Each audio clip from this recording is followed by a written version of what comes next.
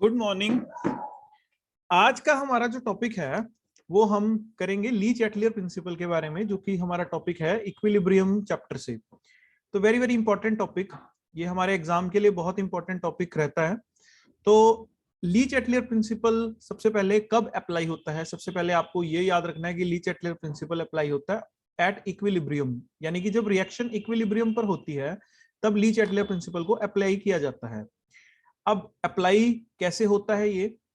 सबसे पहले कोई भी रिएक्शन जब इक्विलिब्रियम पे होती है और अगर हम किसी भी फैक्टर को उस रिएक्शन के किसी भी फैक्टर को हम चेंज करते हैं तो रिएक्शन जो है वो उस साइड पर शिफ्ट होती है, उस तरफ शिफ्ट होती है, यानी कि रिएक्टेंट की तरफ या प्रोडक्ट की तरफ, उस तरफ शिफ्ट होती है जिस तरफ वो जो फैक्टर हमने चेंज किया है। हमने फैक्टर चेंज हम कैसे कर सकते हैं? या तो हम किसी चीज को इंक्रीज कर सकते हैं या हम किसी चीज को डिक्रीज कर सकते हैं।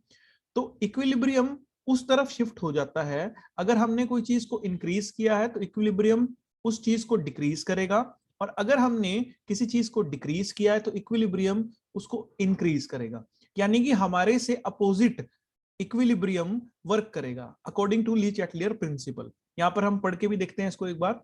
यहां लिखा हुआ है, if A system in equilibrium is subjected to a change in any of the factor that determine the equilibrium condition of a system, then the equilibrium will shift in that direction so as to reduce or counteract the effect of the change। यानी कि जो भी change applicable हुआ है उसको काउंट्रैक्ट करने के लिए या रिड्यूस करने के लिए इक्विलिब्रियम उस साइड पे शिफ्ट होगा।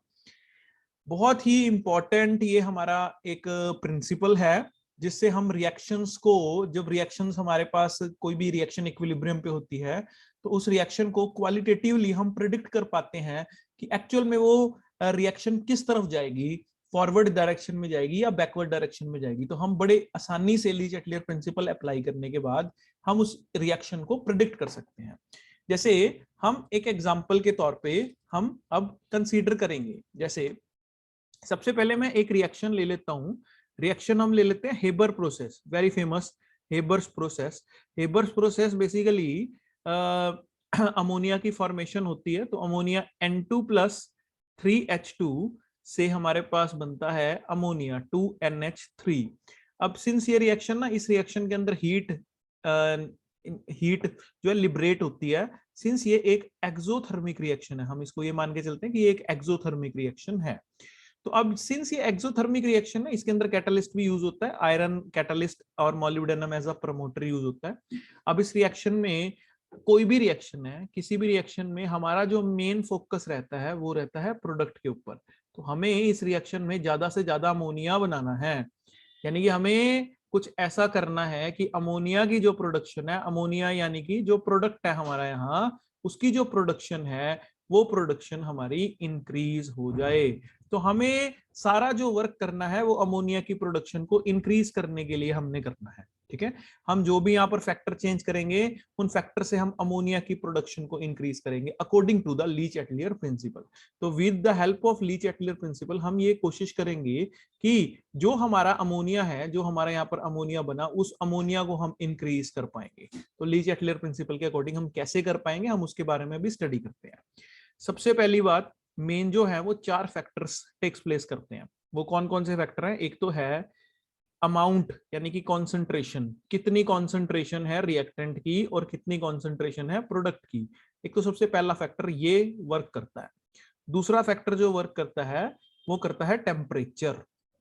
हमें टेम्परेचर का पता लगता है, टेम्परेचर के बारे में हमें कैसे पता चलता है रिएक्शन एक्सोथर्मिक है एंडोथर्मिक, उसके बारे में पता चलता है। थर्ड जो बेसिकली जो प्रोसेस वर्क करता है वो है प्रेशर, जो फैक्टर वर्क करता है वो प्रेशर। और फोर्थ जो है, जो हमारा मेन चीज वर्क करती है वो है कैटलिस्ट, रिएक्शन को रेट को इंक्रीज करने के लिए। अब सबसे पहली बात, इस रिएक्शन में ये हमारे पास है रिएक्टेंट्स, ये दोनों हमारे पास रिएक्टेंट्स हैं, और अमोनिया जो है वो हमारा यहाँ पर प्रोडक्ट है।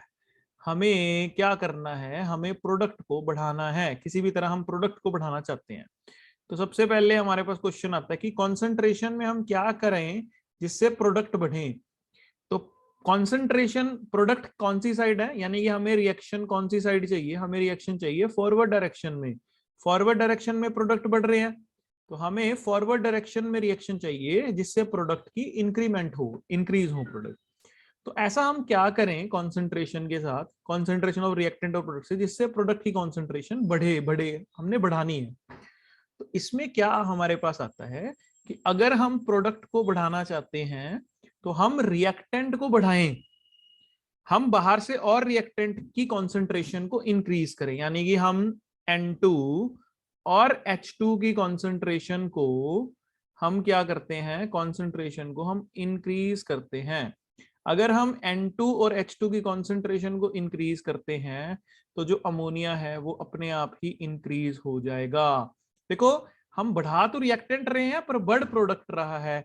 जैसे ही हम रिएक्टेंट की कॉन्सेंट्रेशन को इंक्रीज करेंगे, इक्विलिब्रियम किस तरह वर्क करेगा, ली-चैटलर प्रिंसिपल के अकॉर्डिंग इक्विलिब्रियम जो चीज हमने बढ़ाई है उसको कम करना चाहेगा। तो हमने रिएक्टेंट्स बढ़ाए हैं तो इक्विलिब्रियम इनको कम करना चाहेगा, और ये कम कहाँ होंगे, ये कम होंगे फॉरवर्ड डायरेक्शन के अंदर ही, क्योंकि तभी N2 और H2 कम हो रहे हैं और प्रोडक्ट की फॉर्मेशन हो रही है, यानी कि वो दोनों रिएक्ट करके प्रोडक्ट बना रहे हैं। तो अगर हमें प्रोडक्ट बढ़ाने हैं यानी कि फॉरवर्ड डायरेक्शन की तरफ जाना है तो हमें N2 और H2 की कॉन्सेंट्रेशन को इंक्रीज करना होगा, जिससे कि प्रोडक्ट्स अपने आप से बढ़ जाएंगे। दूसरा हम ये भी कर सकते हैं कि जितना अमोनिया बनता जा रहा है हम अमोनिया की कॉन्सेंट्रेशन को डिक्रीज करते जाएं, हम अमोनिया को वहां से रिएक्शन मिक्सचर में से निकालते रहें। तो जैसे जैसे हम उसको निकालते रहेंगे वैसे वैसे और ज्यादा से ज्यादा प्रोडक्ट्स बनते रहेंगे। तो अमोनिया को एब्स्ट्रैक्ट करने से, निकालने से प्रोडक्ट्स की कॉन्सेंट्रेशन और ज्यादा इंक्रीज होती जाएगी।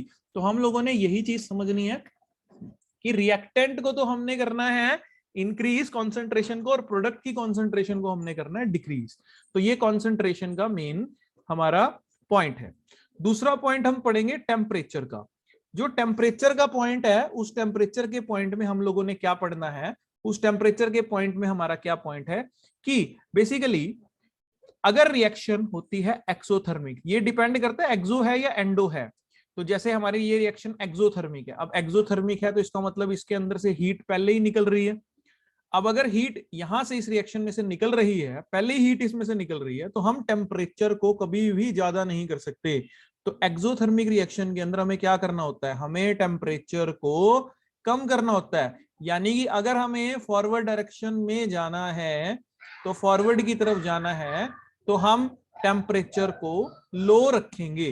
तो लो टेम्परेचर पे वो रिएक्शन टेक्स प्लेस करेगी अगर फॉरवर्ड की तरफ जाना है, यानी कि टेम्परेचर को कम करना पड़ेगा, तो लो टेम्परेचर करना पड़ेगा, तो जिससे एक्सोथर्मिक रिएक्शन में प्रोडक्ट्स की कंसंट्रेशन ज्यादा से ज्यादा होगी। यानी कि इस रिएक्शन के अंदर हमें क्या करना है, हमें रिएक्टेंट की कंसंट्रेशन को इंक्रीज करना है according to first point, product की कंसंट्रेशन को डिक्रीज करना है अकॉर्डिंग टू फर्स्ट पॉइंट, और टेम्परेचर को डिक्रीज करना है, यानी कि ये रिएक्शन हमारी कौन से उस पे होगी, ये रिएक्शन हमारी लो टेम्परेचर पर टेक्स प्लेस करेगी। थर्ड हम बात करते हैं प्रेशर की।